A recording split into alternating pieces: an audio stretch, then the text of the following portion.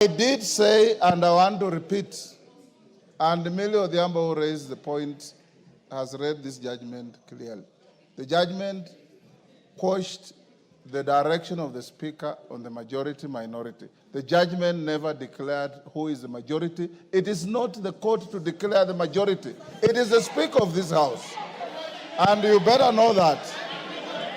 It is the Speaker of the House to declare the majority. Robert Mbowe gone.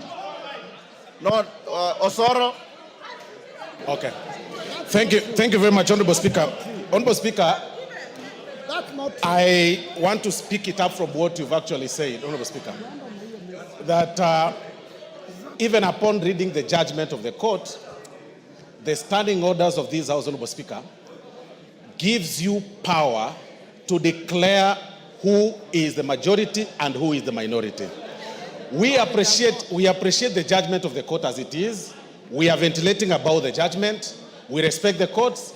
But again, it is these very laws that govern, as Honorable Speaker, that give you that power, as Honorable Speaker, to declare the majority and minority. So even as Honorable Junet and the Honorable Emilio Odhiambo, Honorable Speaker, live on rented space, they should know that the final declaration of majority and minority comes from your seat, Honorable Speaker. But even then, Honorable Speaker, perhaps we should ponder and ask ourselves these very pertinent questions.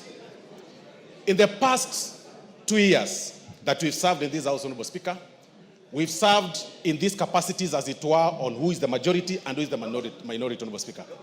Several decisions have been made. We have formations of the committees that fall on the majority, minority, chairman, the committees that are supposed to be led by members from the majority side, and the committees that are led by the members of the minority side. Does